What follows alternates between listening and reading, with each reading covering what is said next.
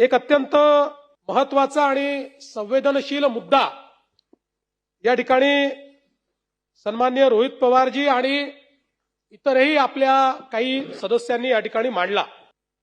मी या संदर्भातली काही वस्तुस्थिती पहिले आपल्या पुढे मांडतो।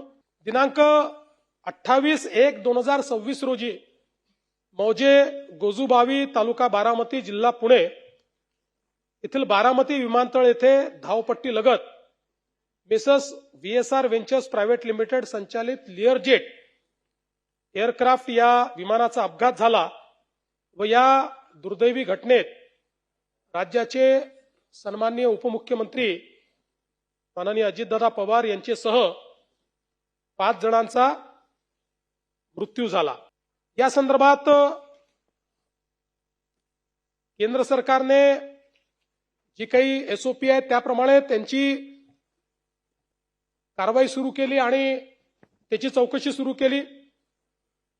राज्य गुन्हे अन्वेषण विभागाकडे आपण देखील चौकशी दिली।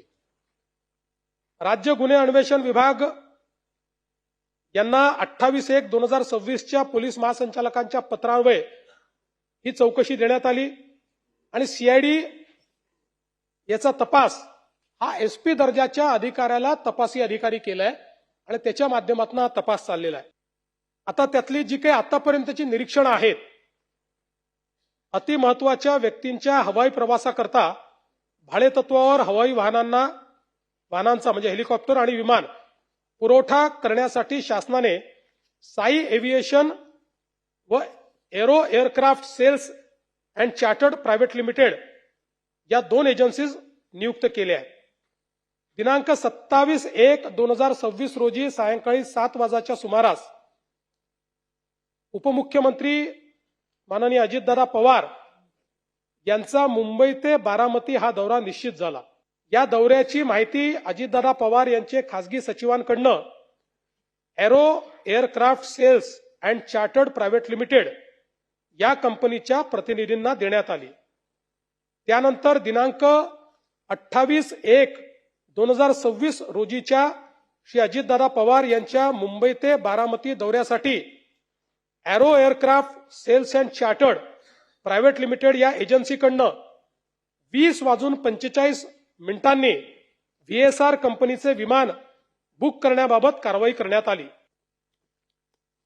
अजितदादा पवार यांच्या दिनांक 28/1/2026 रोजीच्या मुंबई ते बारामती दौऱ्यासंदर्भात दिनांक 27/1/2026 रोजी सायंकाळी 19:15 विमान बुक करण्याबाबत कळवले व 20:45 सदरचे विमान बुक झाले।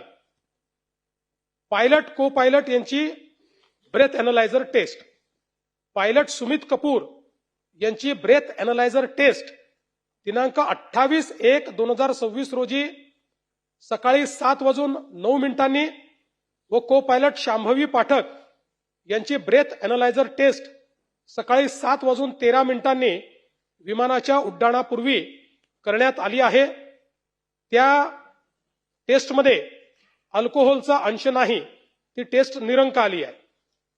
दिनांक 28/1/2026 रोजी श्री अजितदादा पवार हे देवगिरी निवासस्थानावरून निघून मुंबई विमानतळावर सकाळी 7:52 पोहोचले। श्री अजितदादा पवार त्यांचे वैयक्तिक सुरक्षा रक्षक विमानामध्ये बसल्यानंतर विमान सकाळी 8:12 मुंबई विमानतळावरून बारामतीसाठी या विमानाचे उड्डाण झाले। मुंबई विमानतळ परिसर तसेच बारामती परिसरातील CCTV फुटेज प्राप्त करण्यात आले आहे। मुंबई विमानतळ परिसरातील CCTV फुटेजमध्ये श्री अजितदादा पवार हे विमानतळावर आल्याचे व विमानात बसल्याचे दिसते, परंतु सदर विमान बारामती विमानतळावर लँड होण्यापूर्वीच दुर्घटनाग्रस्त झाले। सदर प्रकरणी पोस्टमॉर्टम रिपोर्ट प्राप्त झाला असून दुर्घटनाग्रस्त विमानातील तत्कालीन उपमुख्यमंत्री महाराष्ट्र राज्य श्री अजितदादा पवार व इतर 4 यांच्या पोस्टमॉर्टम रिपोर्टमध्ये मृत्यूचे कारण death due to multiple injuries associated with brain burn injuries असे देण्यात आलेले आहे, जे अननॅचरल या संज्ञेत येते. दुर्घटनाग्रस्त विमानातील मृत्यू पावलेल्या सर्व 5 जणांचे डीएनए तपासणी अहवाल प्राप्त झाले आहेत. ते त्यांचे नातेवाईकांचे डीएनए सोबत जुळले आहे. पायलट व को पायलट यांचा व्हिसेरा व रक्त तपासणी अंती अल्कोहोल अथवा अंमली पदार्थांचे सेवन केले असल्याचे निष्पन्न होत नाही. दुर्घटनाग्रस्त विमानातील मृत्यू पावलेल्या सर्व 5 जणांचा व्हिसेरा व ब्लड तपासणी करण्यात आली. त्या रिपोर्टमध्ये विषाचा अंश आढळून आलेला नाही. विमानामध्ये स्फोटक पदार्थांचा अंश नसल्याबाबत राखेच्या तपासणीमध्ये न्याय सहाय्यक वैज्ञानिक प्रयोगशाळा यांच्याकडून अहवाल प्राप्त झाला आहे. प्रत्यक्षदर्शी साक्षीदार अजितदादा यांच्याशी संबंधित पीए, सुरक्षा अधिकारी, बंदोबस्त अधिकारी, बीएसआर कंपनीचे संचालक व्हीके सिंग व रोहित सिंग यांच्याकडे चौकशी करण्यात आली. सदर विमानातून इंधनाचे वेगळे कॅन वाहून नेल्याबाबत कुठलाही पुरावा आढळून आलेला नाही. पायलटची नेमणूक दिनांक 27/1/26 रोजी 21:11 स्लॉट्स अलॉटमेंटसाठी तात्पुरत्या स्वरूपात विमानाचे क्रू डिटेल्स मध्ये पायलट म्हणून कॅप्टन साहिल मदान आणि कॅप्टन यश यांच्या नावाचा मेल बारामती एअरपोर्ट डायरेक्टर यांना करण्यात आला होता. अशा प्रकारे स्लॉट अलॉटमेंटसाठी तात्पुरते नावं देऊन स्लॉट निश्चित करण्याची पद्धत आहे. त्यानंतर पायलट व को पायलटची नेमणूक करण्यात येते असे बीएसआर कंपनीकडून सांगण्यात आले. बीएसआर कंपनीचे ऑपरेशन्स टीमने शेड्यूल रोस्टरमध्ये या दौऱ्यासाठी कॅप्टन राहुल ओबेराय व दिलीप सिंग यांना पायलट म्हणून 22:42 नेमले. परंतु पायलट राहुल ओबेराय यांनी त्यांचे पोट खराब असल्याने त्यांना सकाळचे फ्लाईटऐवजी संध्याकाळचे लातूर जाणाऱ्या फ्लाईटवर ड्युटी देण्यात यावी असे सांगितल्याने लगेच त्यांच्या ऐवजी कंपनीच्या ऑपरेशन्स टीमने कॅप्टन सुमित कपूर व को पायलट शांभवी पाठक यांना या विमानासाठी नेमले. त्यानंतर बीएसआर कंपनीच्या ऑपरेशन्स टीमने या दौऱ्यासाठी कॅप्टन सुमित कपूर व को पायलट शांभवी पाठक यांना पायलट नेमल्याचे नवीन शेड्यूल रोस्टर हे रात्री 23:54 संबंधित व्हॉट्सअप ग्रुपवर पाठवले. त्यामुळे ऐनवेळी कोणत्याही पायलटची नेमणूक करण्यात आलेली नव्हती. तर पुरेशा आधी व आदल्या रात्री दिनांक 27/1/2026 रोजी 23:54 पायलट सुमित कपूर व को पायलट शांभवी पाठक यांना नेमण्यात आले होते. त्यांनी विमान उड्डाणापूर्वी पुरेसा आराम केला होता. सुमित कपूर यांना 36 तास व शांभवी पाठक यांना 9 दिवस आराम मिळालेला होता. दुर्घटनाग्रस्त लिअरजेट 45 व्हीटी SSK विमानासंबंधी माहिती. विमानाचे मेकिंग वर्ष 2010, सर्टिफिकेट ऑफ एअरवर्दीनेस 16/9/2021, बीएसआर कंपनीच्या नावाने रजिस्ट्रेशन 27/12/2022, रजिस्ट्रेशनची वैधता 15/8/2027, एअरवर्दीनेस रिव्ह्यू सर्टिफिकेट दिनांक 10/9/2025 रोजी DGCAने सदर विमानाचे निरीक्षण करून सदर सर्टिफिकेट दिले असून ते 1 वर्षासाठी लागू असते. विमानाची अलीकडच्या काळातली तपासणी. बीएसआर कंपनीच्या इंजिनियर्सनी विमान उड्डाणाचे एकूण 4,776 तास झाले असताना दिनांक 23/3/2025 रोजी विमानाची शेवटची तपासणी करण्यात आलेली आहे. बीएसआर कंपनीचे कामकाज. बीएसआर व्हेंचर्स प्रायव्हेट लिमिटेड कंपनीची नोंदणी 2011 मध्ये करण्यात आली आहे. सध्या या कंपनीचे संचालक व्हीके सिंग व त्यांचा मुलगा रोहित सिंग हे आहेत. बीएसआर कंपनीचे काम व्हीके सिंग हे पाहतात. कंपनीकडे एकूण 16 विमानं, 20 पायलट आणि 36 को पायलट आहे अशी माहिती प्राप्त करण्यात आलेली आहे. तांत्रिक बाबी संबंधीची माहिती. AAIB चा प्राथमिक अहवाल प्राप्त आहे. तथापि अंतिम अहवाल आल्यानंतर पोलीस तपासामध्ये तो समाविष्ट करण्यात येईल. व तपासात त्याचा विचार करण्यात येईल. VTSSK विमानाचे वार्षिक इन्शुरन्स 27/8/2025 रोजी काढण्यात आले असून त्याचा प्रीमियम वार्षिक 25,56,384 इतका आहे. विमानाची लायबिलिटी ही 50 कोटी आहे. आतील व्यक्तींची लायबिलिटी प्रति व्यक्ती 1 कोटी इतकी आहे. पायलट सुमित कपूर यांचे ब्रेथ अॅनालायझर टेस्ट पॉझिटिव्ह आल्याने 2010 मध्ये व 2017 मध्ये त्यांचे लायसन्स सस्पेंड करण्यात आले होते. त्यानंतर 1 महिना लिअरजेट विमान चालवण्याचे अमेरिकेत ट्रेनिंग करून आल्यानंतर त्यांना को पायलट आणि त्यानंतर SLF या प्रकारचे 100 तासाचे ट्रेनिंग केल्यानंतर सन 2021 मध्ये पायलटचं लायसन्स पूर्ववत मिळालं होतं. त्यानंतर नियमित स्वरूपात पायलट म्हणून ते विमान चालवत होते. CIDच्या मार्फत या घटनेचा पुढचा तपास चालू आहे. उपरोक्त अपघाताची सखोल चौकशी करण्यासाठी विविध लोकप्रतिनिधीमार्फत शासनाला विनंती करण्यात आली. विशेषतः स्वतः उपमुख्यमंत्री सुनेत्राताईंनी देखील विनंती केली की CBIच्या माध्यमातून याची चौकशी केली जावी. त्या संदर्भात महाराष्ट्र शासनाने 20/2/2026च्या पत्रान्वये केंद्रीय गृह मंत्रालय नवी दिल्ली यांना या संदर्भातली विनंती केली आहे. तसंच 6/3/2026 रोजी राज्यातील लोकप्रतिनिधी जनतेच्या भावना लक्षात घेऊन केंद्रीय गृहमंत्री यांच्याकडे देखील सदर प्रकरणाची सर्वसमावेशक, पारदर्शी व कालमर्यादा ठरवलेली चौकशी करण्याची विनंती केलेली आहे.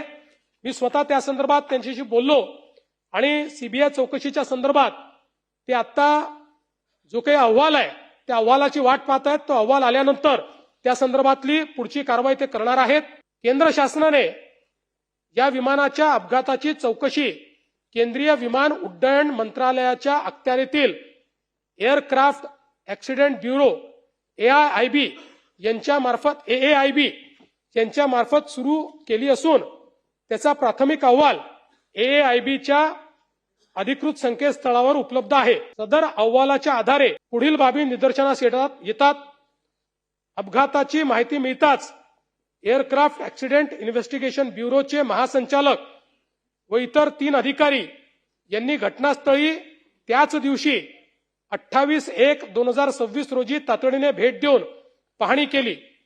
Directorate general of civil aviation DGCA च्या 3 अधिकाऱ्यांचे स्वतंत्र पथकही घटनास्थळी त्याच दिवशी तपासासाठी दाखल झाले. सदर अपघाताच्या तपासकामी आंतरराष्ट्रीय तांत्रिक सहाय्य देखील घेण्यात आले आहे. त्यानुसार international civil aviation organisation ICAO नियमानुसार national transportation safety board NTSB USA याला या प्रकरणाची सूचना देण्यात आलेली आहे व त्यांची मदत घेण्यात येत आहे. बंबार्डियर हनीवेल या विमानाशी निगडीत तांत्रिक कंपन्या आणि फेडरल एव्हिएशन ऍडमिनिस्ट्रेशन USA यांचे तांत्रिक तज्ञ तपासामध्ये सहभागी केले गेले आहेत. फ्लाइट डेटा रेकॉर्डर SSFDR मधील डेटा डाउनलोड करून AIB लॅबमध्ये विश्लेषण सुरू आहे. विमानातील कॉकपिट व्हॉइस रेकॉर्डर यामधील डेटा मिळवण्यासाठी NTSBची मदत घेतली जात आहे. सदर अपघाताच्या तपासासाठी aircraft maintenance engineer AME, air traffic controller, aviation medicine specialist या क्षेत्रातील तज्ज्ञांची मदत घेतली जात आहे. एकूणच तपासामध्ये तांत्रिक डेटा विश्लेषण, घटनास्थळ तपासणी, आंतरराष्ट्रीय तज्ज्ञांची मदत, फ्लाइट रेकॉर्डर विश्लेषण आणि हवामान विमानतळ परिस्थितीचा अभ्यास या सर्व बाबींवर विशेष भर देण्यात आला आहे. सदर अपघाताच्या दरम्यान AIBच्या अहवालानुसार खालील बाबी निदर्शनास आल्या आहेत. बारामती विमानतळावर अधिकृत MET मेट्रोलॉजिकल सुविधा उपलब्ध नाही. VFR उड्डाणासाठी आवश्यक विजिबिलिटी किमान 5000 मीटरपेक्षा जास्त अपेक्षित आहे. तथापि घटनेच्या वेळी विजिबिलिटी 3000 मीटर इतकी होती. विमानतळावर विंडसॉक शिवाय कोणतेही नॅव्हिगेशन उपलब्ध नव्हते. त्यामुळे सदर लँडिंग हे पूर्णपणे व्हिज्युअल रेफरन्सवर अवलंबून होते. विमानतळावर स्वतःची ARFF aircraft rescue and fire fighting सुविधा उपलब्ध नव्हती. सन 2016 नंतर रनवेचे डांबरीकरण झाले नव्हते. तसेच रनवेवर खडी व चिन्हे फिकी झालेली आढळली. बारामती विमानतळ हे अनकंट्रोल्ड एअरफील्ड असणारे आहे.